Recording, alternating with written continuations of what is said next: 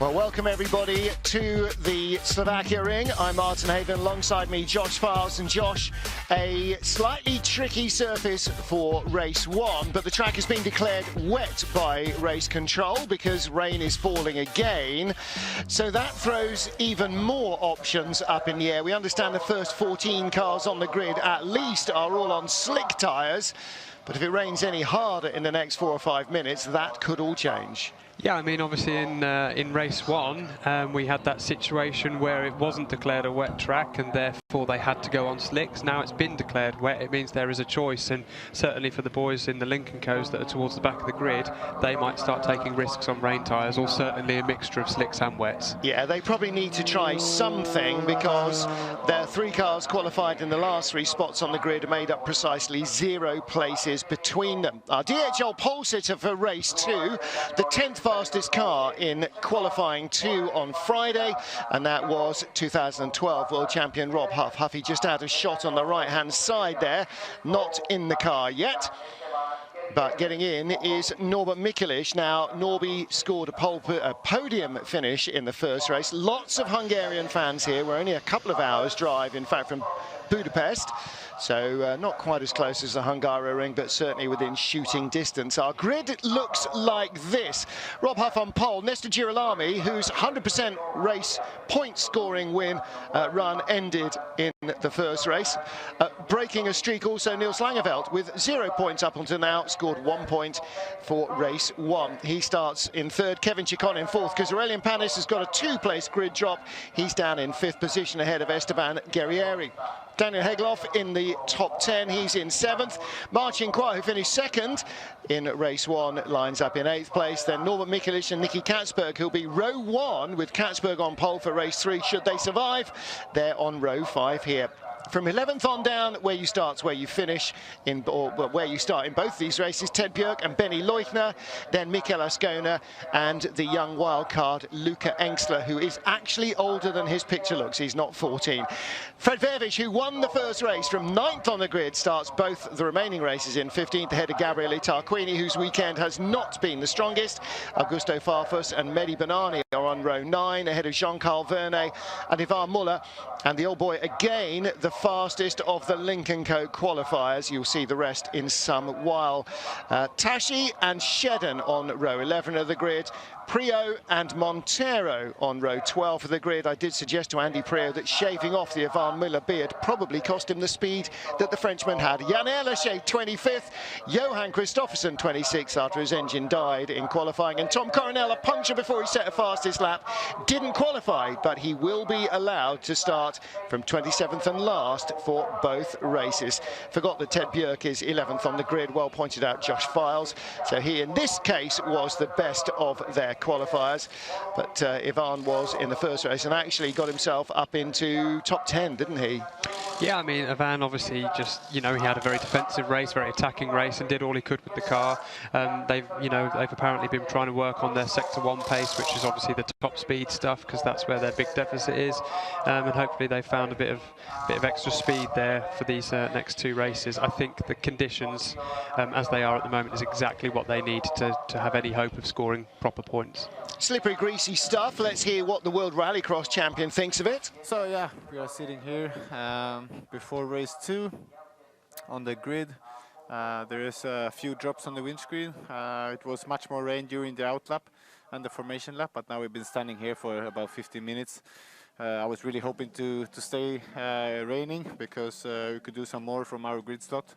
We are P25, so far down the back and not where we want to, but Rob is on the front. Hopefully he can have a good race from there, and I will try to improve from here. So yeah, we'll see what we can do. But yeah, I'm really looking forward, and like I said, I'm really hoping for some rain mid through the race.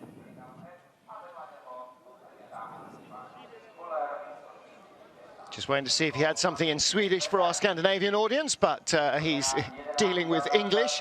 It's quite often difficult to get Scandinavians to swap back from English into their own language. Even the likes of Tom Christensen have problems with that. Once you start thinking in English, it's very hard to turn it off and turn it back on again. So Johan Kristoffersson, a long way back, but from here, 10th on the grid, Nicky Katzberg had a very disappointing race one. He was the pole sitter then as well, the Dutch driver. First corner, he was out wide, there wasn't enough grip, he went off, and it just kind of went a bit downhill from there on in, really. Yeah, unfortunately for Nicky, you know, he obviously wants that first race win in WTCR. He nearly had it in Marrakesh, had a brake failure, he had pole here, he led into the first corner and then got it a bit wrong, and then in the hustle and bustle he just had some front end damage, and that just killed his race from there on, because he was nursing a serious problem all the way to the end. So he did very well, to be fair to him, to finish 7th. Yeah, and still managed to hang on to a decent point score. Not as decent as a win, but he mitigated against the damage. And that's actually one of the key things, is when things go wrong, stop them going really badly wrong. Norman Mikulic lies in 9th place on our grid. 2017 World Touring Car Championship runner-up behind Ted Björk, the last World Touring Car Championship. Currently 7th in the standings, but scored strongly in race 1 here with 3rd position. He's got a good chance in race 2 of being firmly in the points. Race 3 starts 2nd on the grid, so again could be big points haul weekend for the Hungarian here at his, quote, 2nd home race.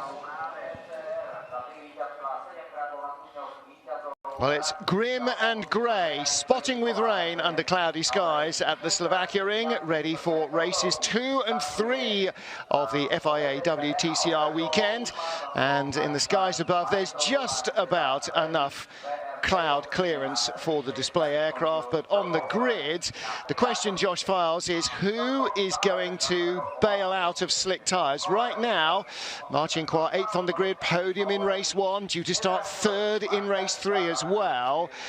That's not a position where you should be gambling. That's where you need to go for a safe option, which is basically, perversely, slicks, really, isn't it? Yeah, I mean, in the position that Mar is in, you've got to basically have the same tyres on as the rest of the guys around you, because at least you've got equal chance, let's say. When you're towards the back of the grid or you're slightly out of position, then you can start gambling, but you really have to have a heavy rain shower on its way, or know something someone else doesn't to take that gamble. So Van Jakes, who's not used to this weather really in his normal enduro career. I wonder if he enjoyed the 8 hours of Slovakiaring yesterday in the FIM Endurance World Championship. So Gordon Shedden there getting ready to get into his Audi. Teammate Jean-Carl Vernet again looked strong in the first race. Flash moved up the order quite well. Daniel Hegloff, though, disappeared backwards down the order. He was having a very strong race for about 2/3 distance, and then he ended up getting clattered, and the car basically just lost a bit of performance. So unfortunately for Hagloff, that cost him a chance to finish strongly again, but both he and Mikel Ascona raced pretty strongly early on. It seemed as though, as the conditions dried slightly, the Cupras lost pace. Both the grey cars and the yellow cars of Coronel and Panis seemed to be going forward early on and then gradually lost that edge.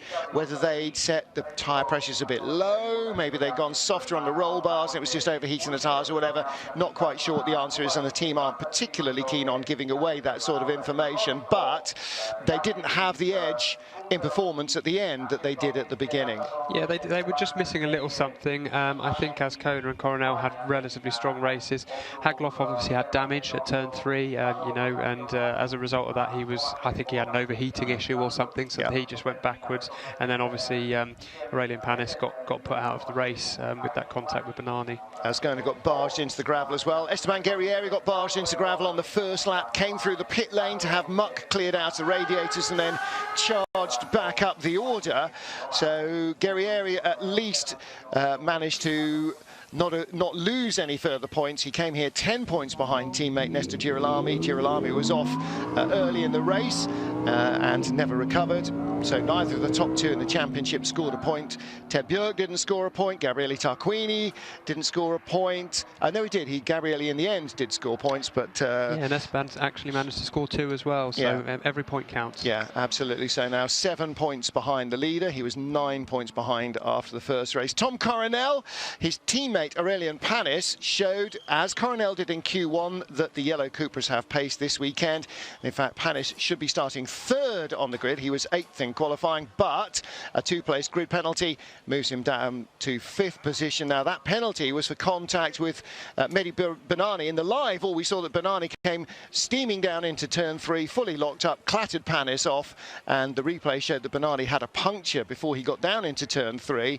But further evidence from trackside and onboard cameras would seem to show that there was contact first, Panis on Benani, which caused the puncture. Now watch Panis here on the straight over the brow down into turn 2, and that is the contact for which he got a 2-place grid change. Well, okay, that's on the run down to turn 3. Yeah, that explains everything. He's come across trying to cover the inside of Benani, given the puncture.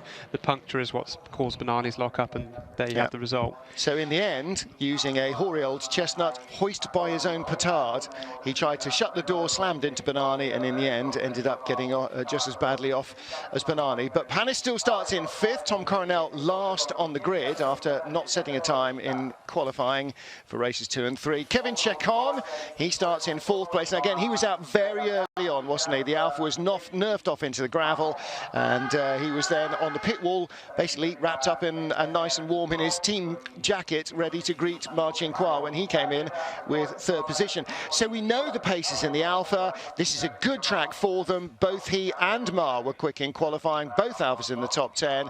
Ma, 3rd fastest in both qualifying sessions, 1 podium already under his belt, so Ceccon should go well, and we hope that this guy does as well. We're not holding any favouritism here, but Niels Langenfeldt had no points off the 2 first race weekends, his first 2 ever at world level, but he has now got 1 single point on the board from a race that should have offered a lot more. He got nerfed off as Girolami lost control on the first lap of the race, so now he starts in 3rd place on the grid, behind Néstor Girolami and Rob Huff. Hopefully he won't return the compliment to Girolami, but hopefully he will end up with a real good shot at maybe not just some points, but actually even a podium, which would really turn his fortunes around. Yeah, I mean, he and Ceccon have both seen their teammates. You know, Niels' teammate has just won in Frederic, and Ceccon's teammate got the 2nd place. Yep. So they can see that their cars are quick, and now they're on the sort of front rows, and they've both got a huge opportunity to go forwards. Well, in qualifying, the Hondas from Münnich Motorsport that were previously at the front end of the grid were kind of hovering down the bottom of the top 10, weren't they? So for Néstor Girolami, this reverse grid front row in race 2 is absolutely crucial. Had scored points in every race so far, all 6 so far, and 0 point in race 1, so he has to get as many as he possibly can out of this. He'll start in 9th place for race 3 if the car's in one piece. So again, a chance of scoring points there, definitely, but this is a golden opportunity which he must not let slip. If he can't beat Rob Huff to the win, doesn't matter, as long as he can be as close to the front as he possibly can. And Rob Huff on pole position, he said, well, this is a very hard car to get the balance right in. It's very tough to drive this year, the Volkswagen Golf, and they've now changed back from the new for 2020 mandatory ECU they had been trying this year back to a Volkswagen Group 1 that they know works. So they've gained more weight than they would have. They're heavier than they would have been, but he has at least got a decent power delivery in the car.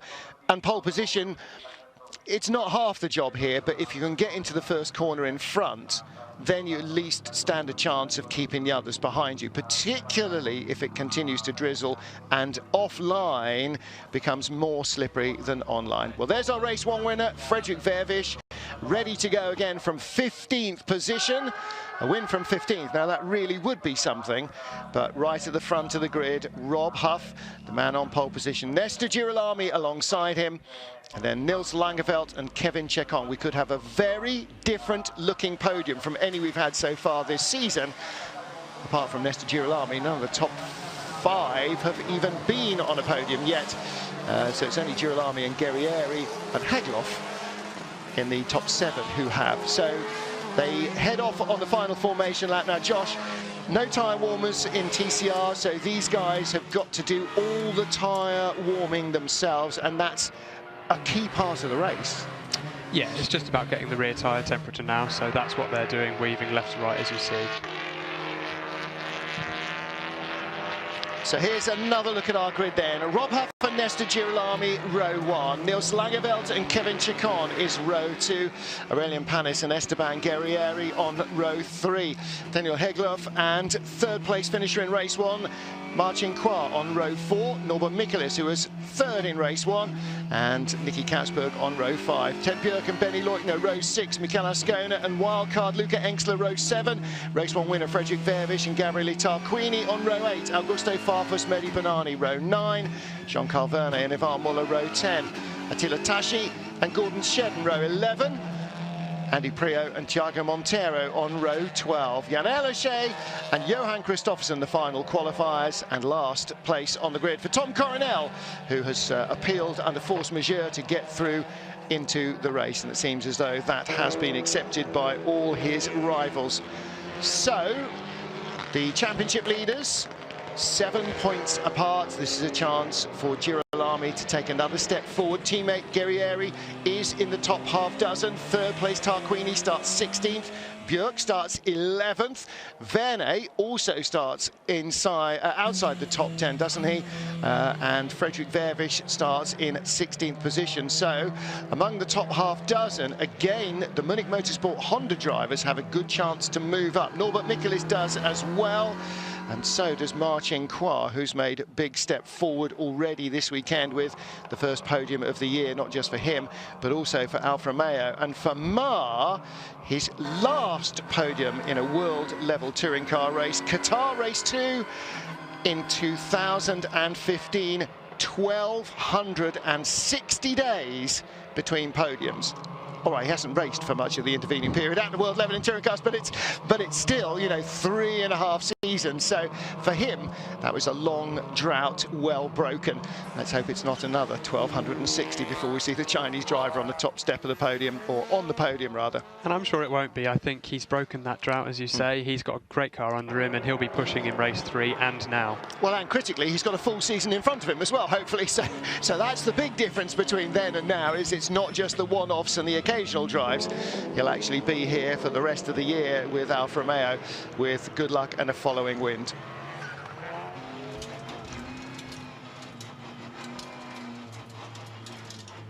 Frederick Vervisch doing the final bit of warming up.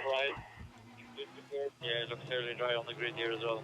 I think the left-hand side is fractionally better than the right-hand side, so for the start it might still be okay. Maybe you can make half a difference in turns 1, 2 and 3, but yeah, we'll see. It looks fairly dry anyway. So Vervisch and his engineer, very thoughtfully of them conversing in English so we can understand what's going on. That he kind of made ground by going the long way around the outside, turn 1, turn 2, turn 3 in the opening race. So I think he might quite fancy that again. And the other grey and red car, Nils Langeveldt, his teammate, who starts third. Again, he's on the left-hand side as the drivers look at the grid, the right-hand side as we look at it. The outside line, it can be a bit fraught with disaster, but it does offer potential for big rewards if you get it right.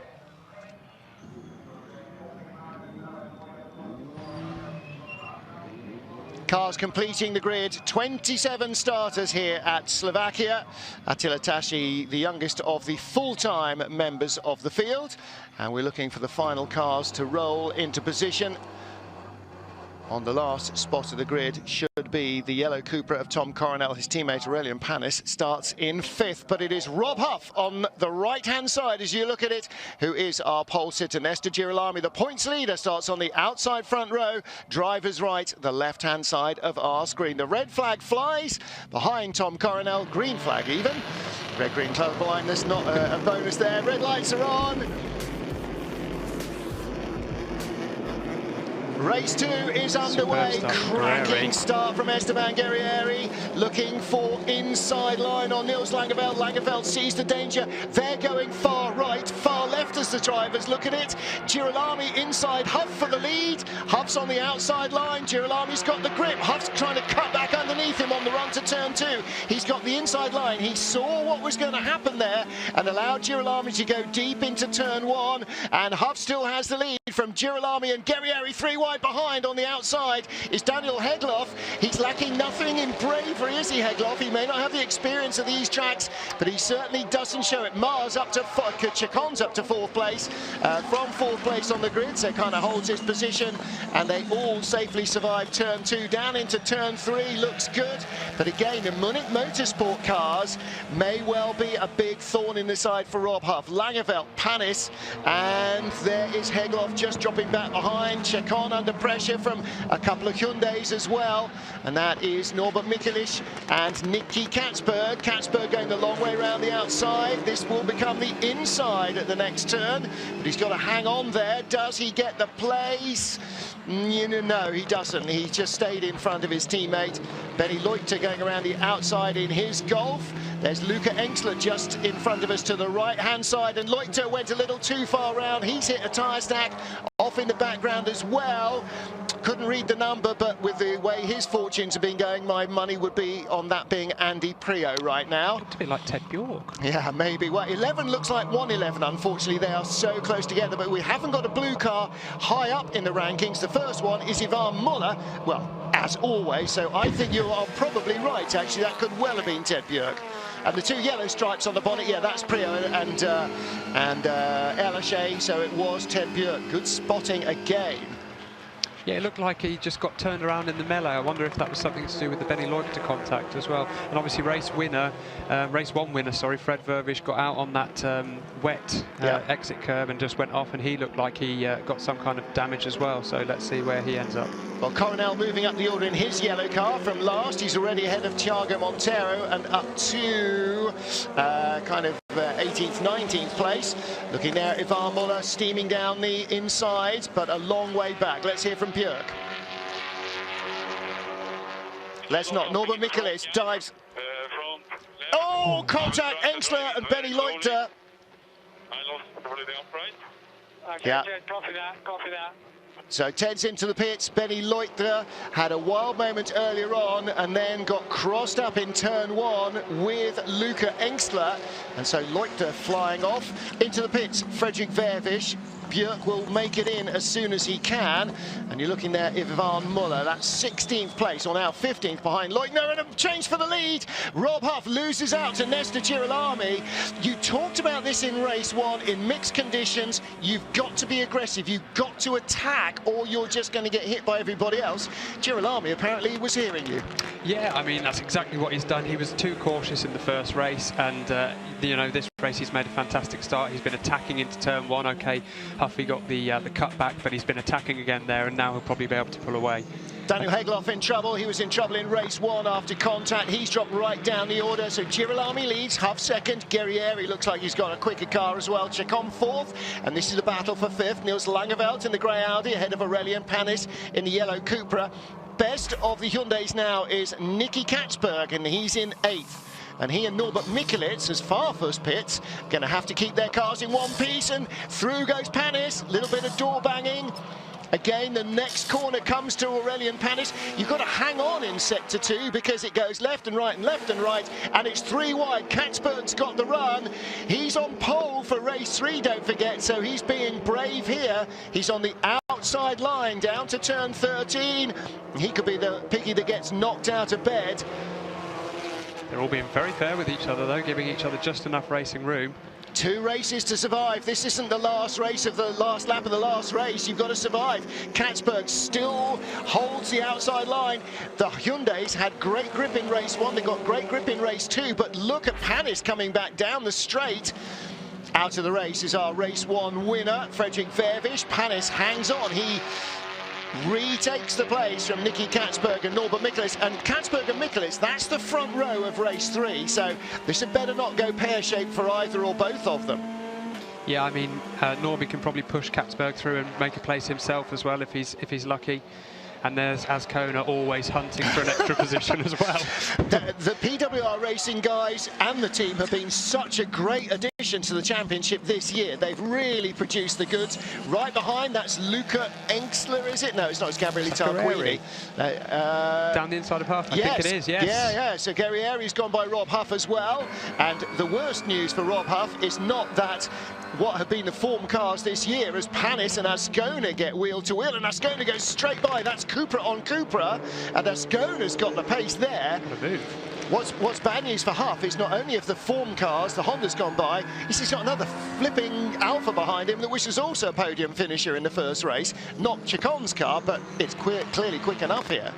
Yeah, I think maybe they might have set Huff's car up for a late fight back, I don't know. But at the moment, he'll just want the points, to be honest, with the form they've had so far. If you can't be third, be fourth. If you can't be fourth, be fifth. Don't give it all away. In the pits, Ted Björk. Yeah, broken rim. Or, yes, it is a very broken rim, isn't it?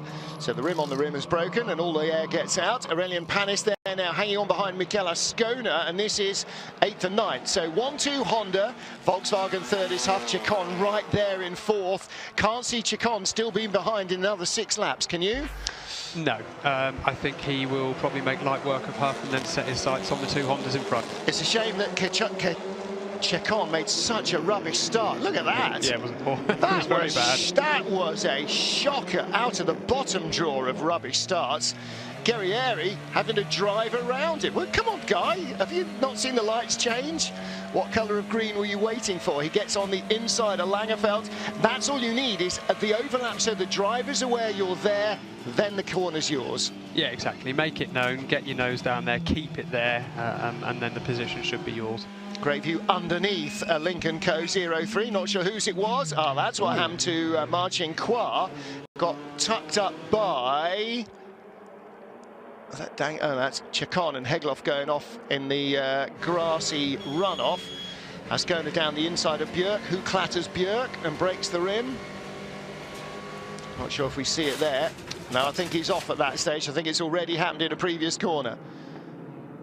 And that's why Farfus came in.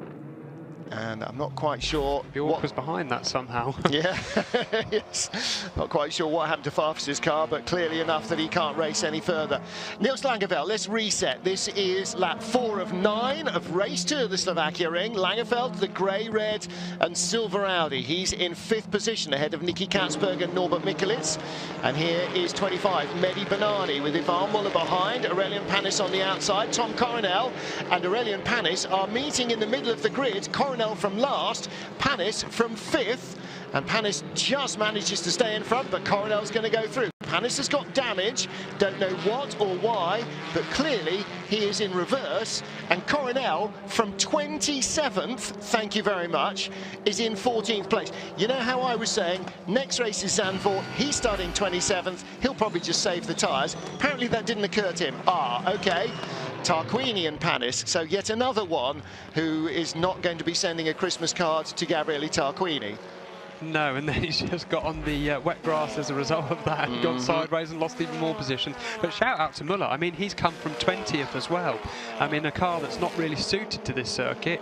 I think he's currently running about 10th. Well, Muller last lap was 13th and Coronel was 14th. Muller's shown as 12th there, so Coronel up to maybe 13th place now. Yeah, but Coronel from 27th in the points already. Okay, not many points, but really? I mean, and it's not like everybody's retired. Here we got battle for 3rd place. Rob Huff with Kevin Ceccon going around the outside into turn 1. Huff hangs on just in front of Kevin Ceccon. So the battle for 3rd rages on. Fantastic start from Kevin Ceccon. And Josh Files, Rob Huff having to be super defensive into turn 2 again. Ceccon with the wider line, he can cut back. He should have better momentum, but he doesn't seem to have. Looks like he overcommitted there. Yeah, Huffy was putting all his elbows out there and... Katzberg's got by fellow Dutchman Niels Langeveld, hasn't he? That's up to 5th place for Nicky Katzberg. Here comes Norbert Mikulits in car number 5 and Mikel Ascona. And Langeveld trying to cling on here. Yeah, I think this is a little bit of story of that caution as well. Langeveld just wants a decent result, and as a result, he's just trying to drive within himself, and that's now opening the door to the others. And the other two Dutch drivers who perhaps have got, well, Coronel's got nothing to lose here at all, has he? So he is absolutely Tommy time, fully. But Nicky Katzberg, who's got everything potentially to lose in race 3, is still being aggressive, forcing the moves, pushing on. Norby's gone by, Ascona's gone by, Langeveld's got problems, hasn't he? Now, is that as a legacy of race 1, I wonder? Did he have an overheating issue there that may be making itself felt? And Thiago Monteiro as well. He's come up from 24th, currently running 16th. So this is a better showing for KCMG in the race. Yeah, and Panis has just gone back by him. So Thiago had got ahead of Aurélien Panis. Langeveld under pressure from Gabriele Tarquini and Marcinkois behind. So this is 8th, 9th and 10th. Mar in 10th place in the Alfa. We ride in 9th with Tarquini, not in the Alfa. There's many, many years where he would have been, but not recently. Yeah, absolutely. I think Ascona has also got past Langeveld, and so Langeveld does seem to be a bit of a cork in the bottle. Drive-through penalty for Gabriele Tarquini for causing a collision. Now, will he cause any more before he serves the penalty? Marcinkois will be being told by the team Mulsanne now. Tarquini's got a penalty. Gabriele already peels offline in corner 13 to go into the pit lane and serve it straight away. Yes, he won't be a very happy Italian. Okay, Rob Huff under pressure from another Italian. This time it's an Italian in an Italian car. Kevin Ceccon can't get through there. And I wonder whether 4 or 5 years ago, picks up the back of Huff's car as he tries to cross, and that shows the speed that the Alfa's got off the corner that the VW hasn't, and Huff now's got rubbing bodywork as well. He'll ignore that. It is, after all, only a rear tyre, not like it matters. And Tarquini has served his drive through and comes back out just in time to run into the back of Andy Priaulx at some stage. Here's the contact with Panis. Yeah, well, drive through and removed from somebody's Christmas card list. In the fairness, I think that was a bit harsh, to be honest, Martin. I think he had enough of the car down the inside. Panis slammed the door rather late, didn't he? Yeah. Again, yes, of all the incidents we've seen from Gabriele, and some of them were not necessarily accidental in recent memory, that definitely was not a cynical push to pass. So I think he came off quite hard there, but then maybe they are watching him. Maybe he's marked his card after Hungary, where he did do a lot of centre punching of doors. However, be that as it may, Gabriele Tarquini now out of the points once more, and so again that offers our first two from Münnich Motorsport, the top two in the championship, a chance to build their lead. Superb move from Vernet there. Yeah, and that was just enough. Ooh, who hit the tyres? Was that a Lincoln Co car? I don't know. There's Priaulx, he's chasing Air Lachey, and Christopherson. Yeah, it might have been. Christopherson ahead of Monteiro. He wasn't. Monteiro was was ahead of Vernet. Vernet's got through. I think Monteiro's in trouble, isn't he? Could well have been him that hit that tyre stack. Let's take a look. The going away shot will tell us. Yep. He's just got nerfed into it, hasn't he? Yeah, and Vernet's going, right, I'm holding the line, I'm holding the line, I'm having the curb. And he left Monteiro nowhere to go. It's a little bit... Superb move on the way in. Little bit cynical on the way out. Maybe he was just repaying a bit of bumping. I think that was a slight earlier move, and Vernet didn't see kindly to that. There's one we didn't see earlier. Look at that. Ahead. Drove around the outside of Rob Huff down the straight, and then checks in the left-hand door to see if Huff is still there. Can't really see much in the mirror when good cars are that close. You can't turn your head enough to look past the B pillar, so he just had a look through the door window. Right, he's not there, I'm having the line. And Ceccon is up to third. And again now, it's that age-old story, isn't it? If you've got a car that can win, you've got to win. Hence Girolami and Guerrieri. If you haven't, get what you can get, and that's what Rob's in now. He's in damage limitation, started on pole, probably didn't ever think he was going to win the race unless there was snow or something, but he's got to get what he can out of it. Yeah, and I think, you know, he's been doing a great job so far. He probably fought Ceccon a little bit too long there, because it seems that he might have a bit of a problem from Katzberg and Michelitz before long as well now. Well, the good news is they're still a second and a half behind him, but yes, they may not be a second and a half behind for long. Looking back from Muller's car at the yellow Cupra of Aurélien Panis, and in fact, Muller... Oh, hang on, that's Coronel. Muller's got ahead of Coronel, so in fact that's 10th and 11th now, not Panis's yellow car. And there is Marcin Kvar closing up behind Nils Langeveld. That's the battle for 8th. There's Attila Tash, and there's Montero still. He's ahead of Air Lachey. That should be a little bit more gentlemanly. Kevin Ceccon in 3rd, Rob Huff in 4th, car number 12, the Golf. And Huff has got a chassis under him that can sort of handle this tight and twisty stuff. The problem is, actually, the Alfa's not a slouch either on the tight and twisty stuff, and it has got the legs to pony off down the straight and leave him. Look at that gap open up. That's depressing, isn't it? That's some horsepower, isn't it? Definitely. Yeah. But look, as we said, Katzberg is right there now. Huff has a few problems. Yeah. It's going to be all his touring car experience coming into play now.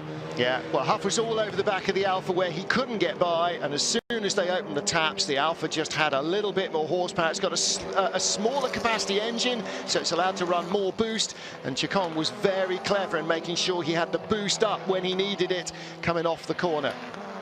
As Ivan Muller and Tom Coronel, 10th and 11th. And where do you say Ivan started? 20th, and Tom 27th. So in the battle of the improvers, Coronel still morally ahead of Ivan Muller, but he doesn't like morally ahead. He'd rather be ahead. Katzberg through past Huff for 4th. You can sense that Mikulec should get through for 5th before the end of this. We got this and one further lap. Has Coronel got by Muller? He has. Coronel's got by Muller. Fantastic move. Oh, did Muller accidentally go sub 1 minute, 2 minutes 15? Oops. might accidentally have gone a little bit too quick, but Coronel's got by Muller. So Coronel is now in 10th place from 27th on the grid. That is Tommy time. And there is Augusto Farfus still having work done on the car.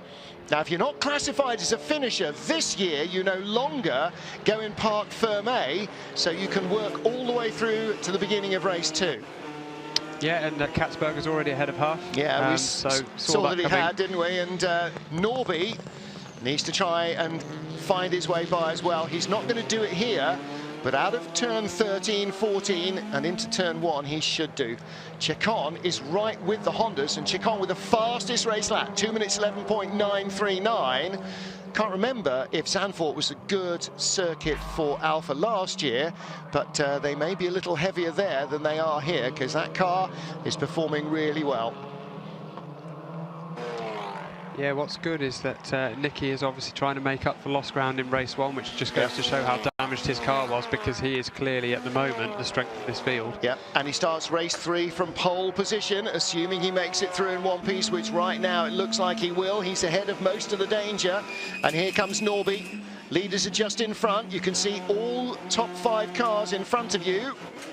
Oh, had to just breathe off the throttle in just the wrong place. The Volkswagen really poor on entry to mid-corner. Yeah, it just seems to be struggling for straight line speed, and so I think the drivers are pushing all they can in the corners, and sometimes it's a little bit too much. This is Coronel dive bombing Muller.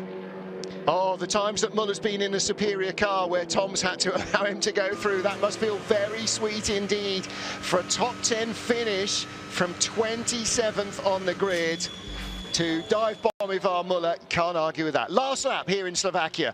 It's the second race of the weekend. Girolami and Guerrieri, the points leaders, are 1-2. Ceccon 3rd, the second Alfa podium of the weekend and season coming up. Katzberg in 4th, ahead of this battle. Huff versus Mikulec for 5th. And if push comes to shove, Norby will be on race 3's front row. So if Rob really shuts the door, he's going to keep the place, and Norby's not going to risk it on the final lap and throw away race 3. No, absolutely not. You know, he's got a prime opportunity to win race 3, he and Katzberg, so they're not going to do anything stupid at this stage. They've got a good haul of points, and they've had a really good race until now. And Nils Langeveld, the young Dutchman, in car number 10 there, the Audi just ahead of Marcin Kvar. 3rd in race 1, starts 3rd on the race 3 grid. Again, he'd love to get by. If he can't, yeah, whatever. It's race 3 that it's about for him. And Kevin Ceccon, can he do anything about Esteban Guerrieri? I don't think so. We're out of the tight and twisty section now, and they are heading towards the final couple of corners. Mehdi Benani with a battle on his hands. Teammate Johan Kristoffersen right behind. And that is the battle for 14th and 15th. They're the last point scorers. Thiago Montero's Honda just behind, out of the points, as are Air Lachey, Prio and Tarquini. The remaining cars, only 19 cars still running on the lead lap. Langeveld clings on in front of Mar, but it is Néstor Girolami and Esteban Guerrieri, the two Munich Motorsport Hondas. This is like deja vu for a third time. Huge tyre smoke coming off Guerrieri's car, but Girolami is going to claim win number 3 of the season, 4 of the season. Fantastic stuff from Néstor Girolami. He finishes just ahead of Esteban Guerrieri and Kevin Ceccon, his first podium of the year and the second in 4 hours this season for Alfa Romeo. So Girolami, is that his third or his fourth now? I'm starting to lose count. That's his third. I know he won 2 in Hungary, in Marrakesh. Didn't win in Hungary, did he? No, he Girolami won 2 in Hungary. Yeah, he won 2 in Hungary, yes, sorry. That's his third race win. Yeah, so his third race win, yeah. Starting to lose count. So many black and white cars are winning. Well, what a great job, though, by Munich completely again. Underwhelmed by that, isn't he? Not even slightly fast. Yeah, and after 0 points, as the points leader in race 1, you know, caused his own demise, in fact, and that of cars around him. But yeah, what a way to bounce back. It was interesting what happened to Guerrieri's car at the end there, because there was a lot of tyre smoke. Was that a sudden tyre failure on the last corner? And if so, was that a very lucky finish in the end? Absolutely, I don't know. It looks okay now. He's just gone by his teammate. He hasn't pulled over and stopped. I mean, you wouldn't want to. You'd crawl back on a flat because you need to get the car back to the garage. You don't want it on the side of the road.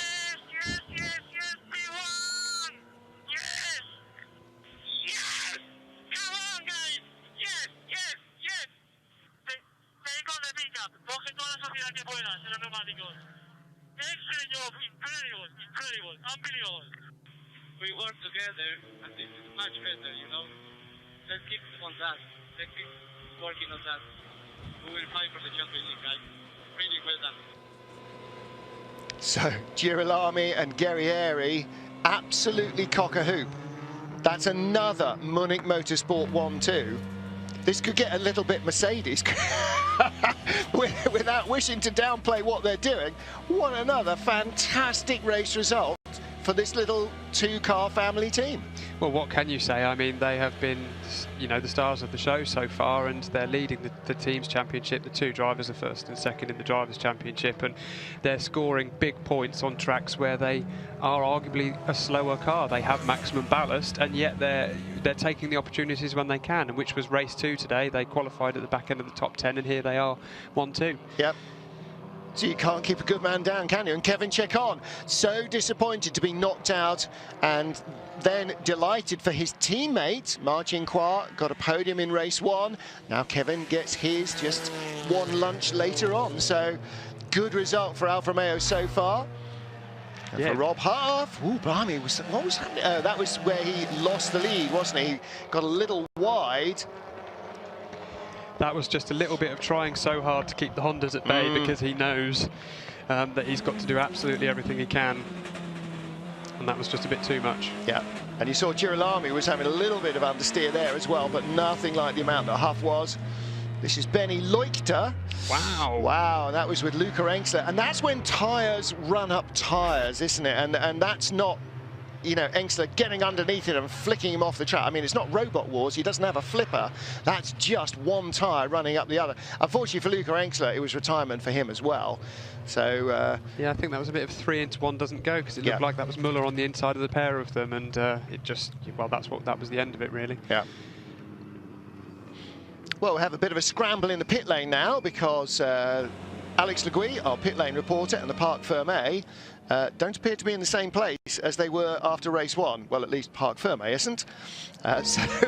So Alex will be legging it off up the pit lane, cursing under her breath, but we will hopefully hear from a slightly breathless Le Gui as we get our top 3 into Parc Fermé. So Kevin Ceccon's already arrived, and the officials now trying to pull our other drivers out of the queue. Now, of course, they're very familiar with going straight to Parc Fermé. In fact, they're more familiar with going straight to Parc Fermé than they are with going anywhere else after a race. It just happens to have moved a little bit. There's Néstor Girolami, our race winner. And there behind him is Esteban Guerrieri.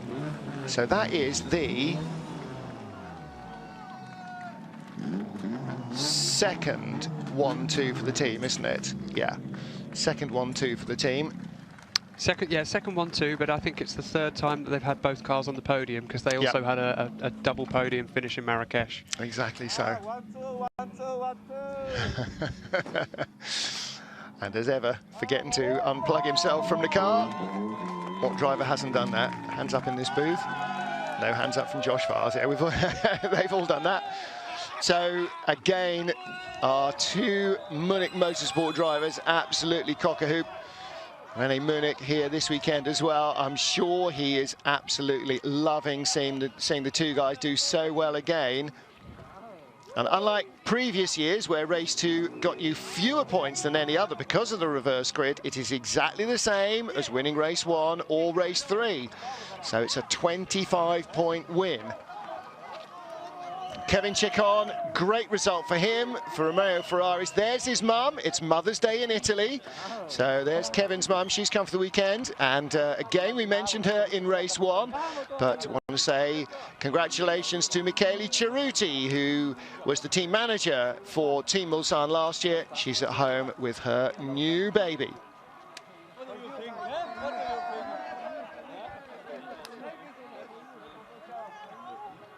So Néstor Girolami came in 7 points ahead of Esteban Guerrieri, adds 5 to that, so the gap is now out to 12. They are still 1-2. They have pulled away from their rivals in the championship. Ted Björk, who came in here in 3rd place after qualifying, scored 0 points, so he doesn't move. Gabriele Tarquini, 0 points. Jean-Carl Vernet, 12th position, so he'll be in single digits. Michele Ascona, 6th. Again, here's Michele Ascona, 6th in the championship. He's 7th place, so he is one of the top scorers in the top 10 behind the Honda boys. Norby will move up from 7th ahead of, no he won't, he'll close on Ascona because he finished in 6th. Fredrik Vervisch and Ivar Muller, who are 8th and 9th. Muller scores for 11th, Fred Vervisch doesn't score, and in 10th place, Jan Ellershey doesn't score either. So, wow, the top 2 are like in League Division 1, and the rest are seemingly already starting to have to scrabble for the scratch on the table. Yeah, I mean, I've just worked it out roughly in my head, Martin, and it looks like Guerrieri in second, 24 points ahead of Tarquini in third, and Néstor Girolami further 12 on from that. So it looks like those two, no matter what happens in this third race, are going to leave this event still in the championship lead. So they've got virtually a whole win ahead of 3rd place, which is a remarkable feat at this stage of the championship. Yes, absolutely. And the consistency they're showing is absolutely fantastic, not just in the drivers, but in the team as well. I mean, it's really, really strong stuff. And it just goes to show, doesn't it, when you have that great team atmosphere with two obvious friends who live close to each other in Barcelona, you know, they have such an atmosphere in that team, and it's just you know, they've got such confidence and they're just pulling away from the rest. And right now, they're absolutely on the crest of a wave. And you could say, actually, you know, that's all part of it, isn't it? That confidence that you know you're doing what you can do best. And fantastic effort from both of the drivers. It's chilly weather to be out in the pit lane in half a leotard, I would suggest. Everybody else appears to be wearing every piece of clothing they own, including our race winner, Néstor Girolami. Are really starting to dominate this season of the FIA World Touring Car Cup. Néstor Girolami, Bebu, that was a fantastic race. Your start was like lightning, and then that was it. What can I say? First of all, I want to congratulate all the guys that did an amazing job, because my car was really, really damaged after race 1 because of the accident. And after that, we didn't know how we can do the race, because, you know, after a big crash, you have a doubt how the car will work, but the car was perfect. So thank you very much, all the guys, for all in that comp. And also thank you for Esteban. Grateful with all the Honda staff. They give me an amazing car all the weekend. So again, it's an amazing weekend, you know. Win, Esteban Ceccon, we are leading the championship. This is amazing. You're really starting to pull away. How aware were you of Esteban's progress behind you? No, as soon as I realized that Esteban was P2, I said, okay, we are safe because we don't want to fight each other. We just going to score as much points as possible. Sometimes I have to win, sometimes he will win. Yeah. It's the way that we work. There was a really nice moment that we heard on the radio where the team said that's what happens when we all work together, and you guys really do seem to be doing that. This is the way that we would like to work all the season, so I think we are doing pretty well. But again, we need a really good team behind us to support us and to give an amazing car. And you seem to have that. Well done, Bebu. Thank you very much.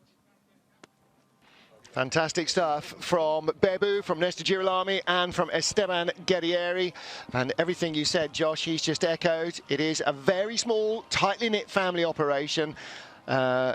And, you know, the two of them just work together like brothers. And as a result, they celebrate each other's successes, and they kind of add to it as well. Girolami and Guerrieri, 1-2 in the championship, 1-2 in race 8 of the series. Kevin Ceccon takes his first podium in 3rd. Nicky Catsburg in 4th place, moves up to 10th in the points from 17th, where he started the weekend. And Ivan Muller in 11th place, scoring points.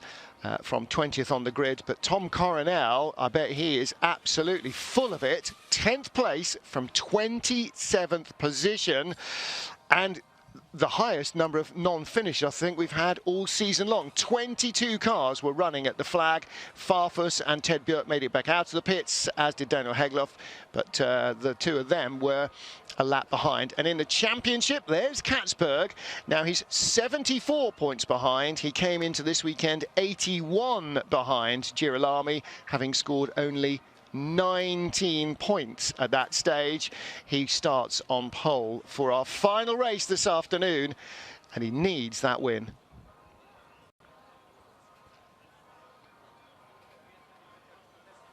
Well, further back down the order, again, disappointingly low down, some really big names that you don't expect to see all the way down the order. The Volkswagen Motorsport drivers, to quote a few: Gordon Shedden, triple World Touring Car Championship winner Andy Prio. You know, there's a lot of starry names in this field, and you can't win every race, apparently, unless you're from Argentina. And even then, they've come close in most of them, but they haven't even finished all the races. And, you know, that's all part of it. It's that roller coaster ride. Race 2 in Slovakia, great start from Esteban Guerrieri from row 3 of the grid to jump ahead of second row starter Kevin Ceccon. The front two, Rob Huff and Néstor Girolami, staying on the outside, everybody else bunching up on the inside. Girolami grabbed the lead, Huff cut back, Guerrieri went 3rd from 5th as everybody else scrambled for track position. Off went Marcin Kła, the 3rd place finisher in race 1 in his Alfa. Daniel Hegloff hitting trouble early on. So too did 2017 World Touring Car champion Ted Björk. He'd retire before the end of the race, as would Augusto Farfus, pitting for damage. Benny Leutner and Luca Engsler also on the retirement list after they made heavy contact that put them both out of the race. Huff drifted wide in the slippery conditions. Girolami grabbed the lead, and behind the 2012 World Touring Car champion Esteban Guerrieri in the other Munich Motorsport Honda looked threatening. He was pursued by Kevin Ceccon in the Alfa, and as Huff fought hard, so too did Tom Coronel and Aurelian Panis in the yellow Cupras. But Nicky Catsburg took advantage of the battle in front of him as Girolami claimed victory ahead of teammate Guerrieri, and the Alfa of Ceccon completing the podium. Munich Motorsport 1-2 again.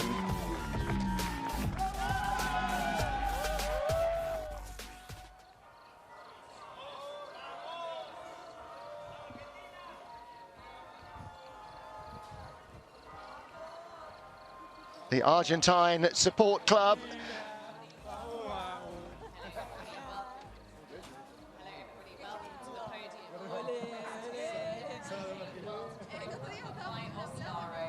Please welcome onto the podium in 3rd position from Team Mulsanne, it's Kevin Ceccon.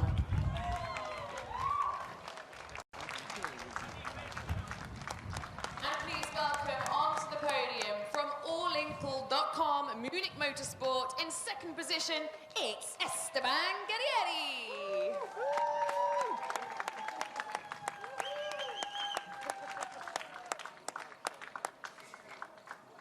And again, from allinkle.com, Münnich Motorsport, our winner is Néstor Girolami.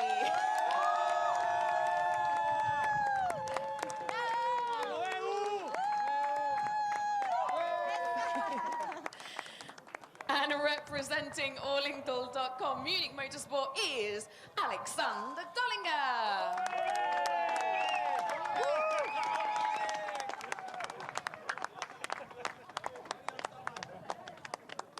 And now the national anthem for Néstor Girolami and allinkle.com, Münnich Motorsport.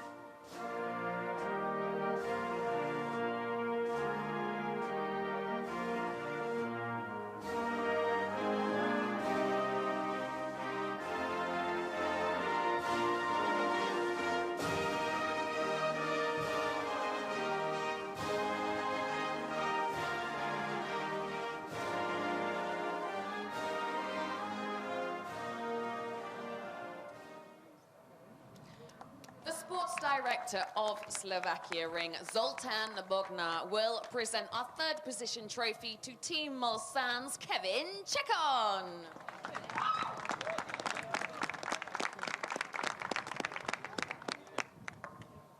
David Nemeth, the Sales Director of Slovakiaring, will present our second position trophy to allinkle.com, Münnich Motorsport's Esteban Guerrieri.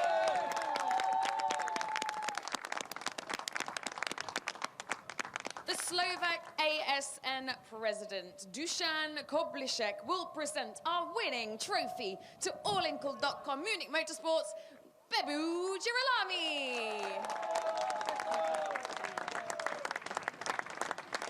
Dušan Koblišek will also kindly present our winning team trophy to allinkle.com, Münnich Motorsport's Alexander Dollinger.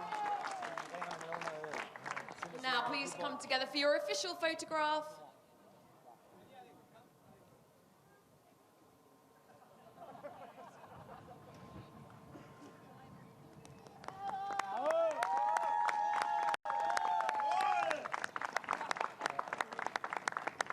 Grab those bottles, guys. Let's party.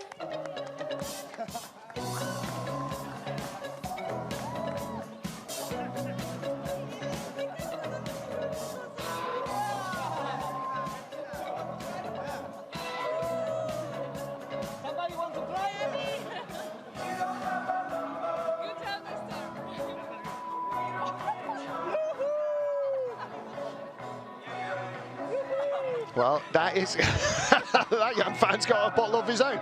That is one way of dealing with the bottles, isn't it? It's not champagne because they have another race to do. And alcohol and high-speed motoring clearly are not the best of friends.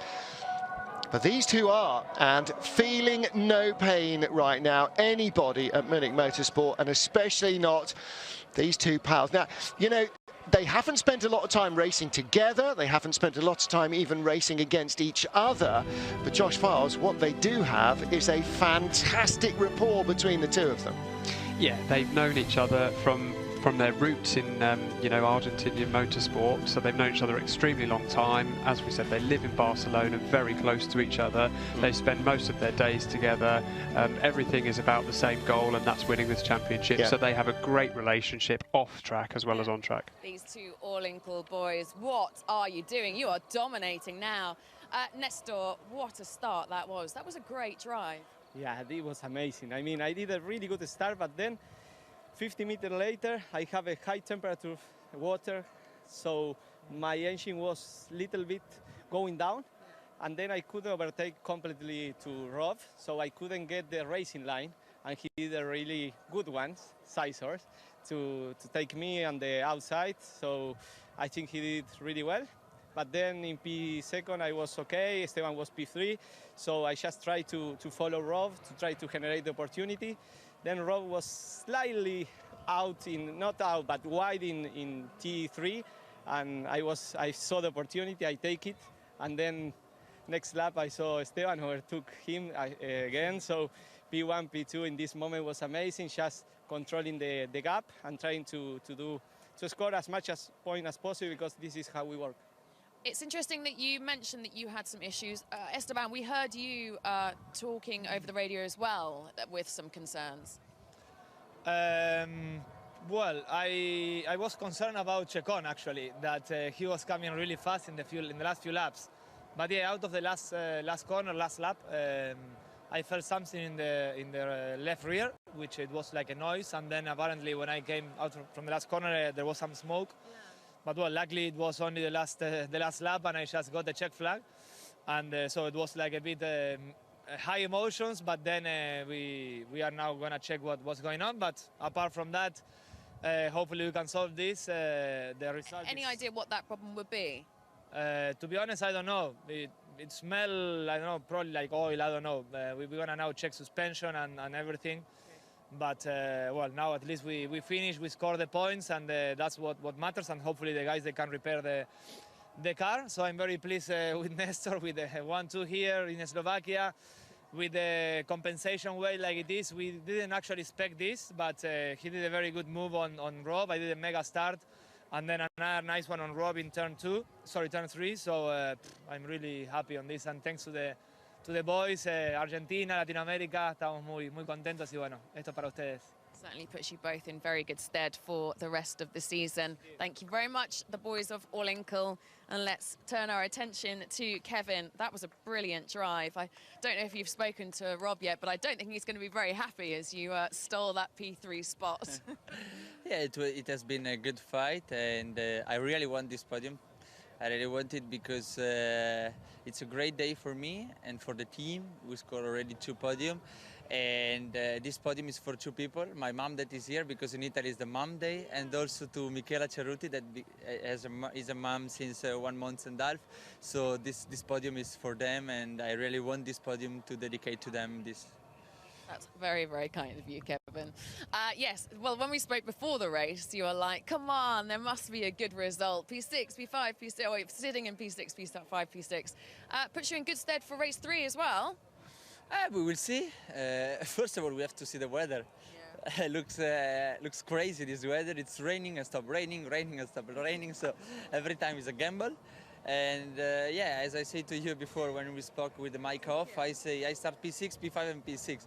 First attempt in P6 was not that great, and so now I had to try again from P5 and we got the podium, but now from P6 I will go again hard to take this podium.